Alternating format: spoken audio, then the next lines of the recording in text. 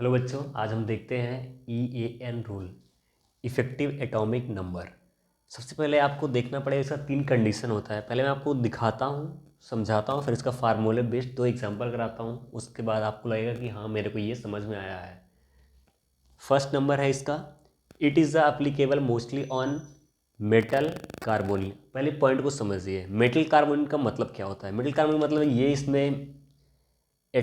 इसका मतलब central atom हो गया और ये कार्बोनिल कंपाउंड हो गया। तो इसका सिंपल सा कंडीशन, जो सेंट्रल एटम होना चाहिए उससे जो कनेक्टेड कार्बोनिल कंपाउंड, मतलब उससे कार्बन ही कनेक्टेड होना चाहिए मोस्टली। तो समझ गया ना पहला पॉइंट क्या बोल रहा है। पहला पॉइंट आपको समझ में आया। उसके बाद सेकंड ऑप्शन आपको, सेकंड जिसका पॉइंट आपको दिखाते हैं, if EN number of central metal atom is equal to atomic number of nearest noble gas it will be more stable. इसका कहने का मतलब है कि जो EN नंबर है, अगर वो जैसे कोई नंबर आता है तो वो नियरेस्ट नोबल गैस के इक्वल होना चाहिए, तब वो ज़्यादा स्टेबल होगा। अब इसमें कुछ बताने का नहीं है। अभी नंबर अभी आएगा ना, तो जैसे नंबर आएगा, जैसे 36 आ जाएगा, तो 36 आ जाएगा वो ज़्यादा स्टेबल होगा, और 35 आ गया वो कम स्टेबल होगा स्टेबिलिटी के ऑर्डर पे। रूल फॉलो कर ले वो अलग मैटर है, लेकिन स्टेबिलिटी के ऑर्डर जैसे 36 आता है तो मोर स्टेबल होगा, 35 वाला कम स्टेबल होगा।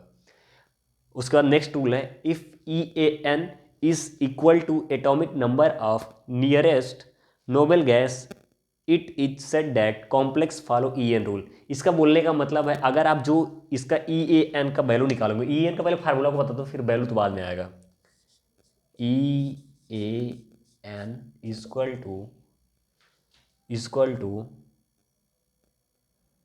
टू कितना होगा इसका, MAN atomic number minus MON oxidation number plus CN into 2। ये उसका हो गया फॉर्मूला। ये बोल रहा है इस वैल्यू को जब आप कैलकुलेट करके निकालेंगे, ये जो वैल्यू यहाँ से यहाँ तक दी गई इसको कैलकुलेट करके निकालेंगे, अगर ये नोबल गैस के इक्वल है तो EN रूल फॉलो होगा, नहीं तो नहीं होगा। अब आपको एग्जांपल के थ्रू दिखाएं। इससे पहले क्या होता है, इसमें तीन तीन पॉइंट आपको पहचानना है। पहले चीज आपको क्या चाहिए, सेंट्रल मेटल एटम का एटॉमिक नंबर। तो पहले आप सेंट्रल मेटल एटम आपको देखते ही पता चल जाना चाहिए जो ब्रैकेट के अंदर होता है, और मोस्टली डी के ही होते हैं। तो इसमें देखिए तो कितना है, 26 है। Fe है सेंट्रल मेटल एटम, तो कितना हो गया 26। और इसमें ऑक्सीडेशन नंबर के लिए आपको थोड़ा सा प्रोसीजर में जाना पड़ेगा। बाकी कोऑर्डिनेशन मतलब जो जो आप देख के बता सकते हैं, जो जो आप देख के बता सकते हैं, मैं उसी को बता रहा हूँ। आप जैसे कोई कॉम्प्लेक्स देखेंगे तो उसमें आप एटॉमिक नंबर देखते ही बता देंगे सेंट्रल मेटल एटम का। उसका कोऑर्डिनेशन नंबर, अगर आपको टाइप ऑफ लिगेंड, अगर मेरा वीडियो देखें तो ऐसे टाइप ऑफ लिगेंड जब पढ़े रहेंगे तो कोऑर्डिनेशन नंबर भी तुरंत बता देंगे। दो चीज़ें तो क्लियर हो गई फार्मूले के अंदर, दो चीज़ें तो क्लियर हो गई, बचाइए इसको निकालना आपको सिखा रहे हैं अभी।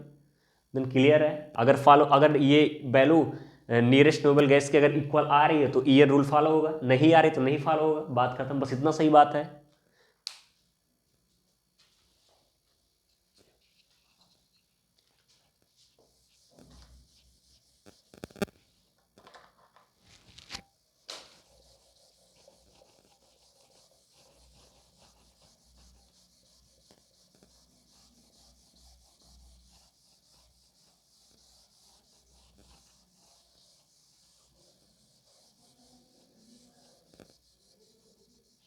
चलिए एग्जाम्पल सॉल्व करते हैं।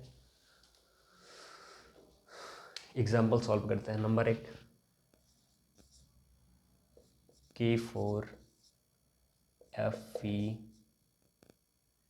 K4Fe CN6, ये निकालना है ना। सबसे पहले इसका ऑक्सीडेशन नंबर निकाल, एटॉमिक नंबर कितना हो गया 26। इसका ऑक्सीडेशन नंबर निकाला, पहले दोनों को ब्रेक कर लो। इसको पहले ब्रेक करिए, ब्रेक करने पे कितना आ जाएगा, K4 प्लस, दूसरे में आ जाएगा FeCN6 का 4 माइनस। ओके, ये आ जाएगा, एक ये बनेगा एक ये बनेगा। अब हमको चाहिए इसका ऑक्सीडेशन नंबर, तो इसको मान लेते हैं X, इसका होता माइनस है equal to -4। X equal to कितना आ गया +2। यहाँ पे रखिए अब इस चीज़ को, यहाँ पे रखिए भाई। अच्छा ये फार्मूला हम अब यहाँ पे लिखते हैं EAN इक्वल टू कितना हो जाएगा, एटॉमिक नंबर कितना है ऑलरेडी फिक्स है भाई, कभी नहीं बदलेगा यार, रट के रखो इनको 26। अब इसका ऑक्सीडेशन नंबर कितना -2 प्लस कोऑर्डिनेशन नंबर कितना है इसका, ये इधर रहा 6 इंटू कितना करना है 2, कितना आ गया टोटल 26 में से 2 गए 24, 24 12 36। तो 36 किसके बराबर आता है क्रिप्टॉन के, मतलब ये इसका EN नंबर क्रिप्टॉन के बराबर है, यानी ये फॉलो करेगा EN rule, follow EAN rule. Okay, आपको सेकंड नंबर एग्जांपल करवाते हैं हम। अब हम सेकंड नंबर की 3 वाले लेते हैं।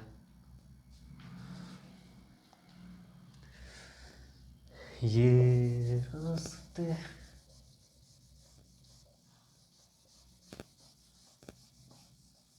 सेकंड वाला एग्जांपल, बस इतना ही चेंज करना है, बाकी सब सही है, 3 है ना बस, बाकी सब सही है। अब यहाँ पहले इसको ब्रेक करो कितना आ जाएगा K3 प्लस हो जाएगा, इसको एक अलग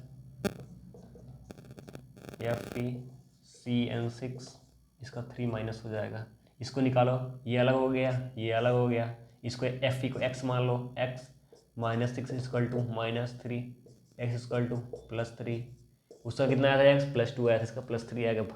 वैल्यू पुट करो EAN equal to value put करो 26 माइनस कितना है 3 प्लस कितना है 6 इंटू कोऑर्डिनेशन पर कितना है सेम है 6 है 2 हो जाएगा 26, इसको डायरेक्ट बोलो कितना आएगा 35 आएगा, इतना जोड़ लेना भाई, 35 आ गया ना। अब ये जो है क्रिप्टॉन का जो एटॉमिक नंबर उससे थोड़ा कम है इसका, तो ये EAN रूल फॉलो नहीं करेगा, डायरेक्ट लिख दो EAN रूल फॉलो,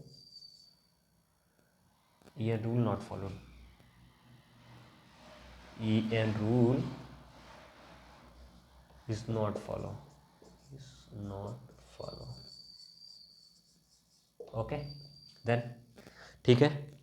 अब इस पे और सारे एग्जांपल मिलेंगे, सब में आप कर सकते हो, बस आपको फार्मूला कुछ नहीं है, सेंट्रल मेटल एटम का atomic number minus oxidation number और उसमें प्लस उस कोऑर्डिनेशन कंपाउंड का, अरे उस कॉम्प्लेक्स का कोऑर्डिनेशन नंबर इंटू 2 कर दो, बस इतना याद रखना है। बहुत इसमें क्या करेंगे, बहुत ज़्यादा करेंगे, इसको चेंज करेंगे, सेंट्रल मेटल एटम चेंज करेंगे, लिगेंड चेंज करेंगे, तो बस उसका कोऑर्डिनेशन नंबर बस याद रखना, कॉम्प्लेक्स का याद क्या रखना है, उसका मतलब होता है मोनो होता है, बाई ट्राई टेट्रा पेंटा है, हेक्सा मतलब सब होते हैं ना, तो जैसे रहेगा उसको सेट करना है, फिर इधर हो जाएगा, कोऑर्डिनेशन नंबर का वैल्यू रख दो, इसका आंसर आ जाएगा, जो आएगा उसका कंपेरिजन कर लो नियरेस्ट नोबल गैस से, उसके बाद आंसर कर दो, इतना ही आता है इसमें, इतना ही है, देन ख़त्म है, बाकी आपको नेक्स्ट वीडियो में बताते हैं।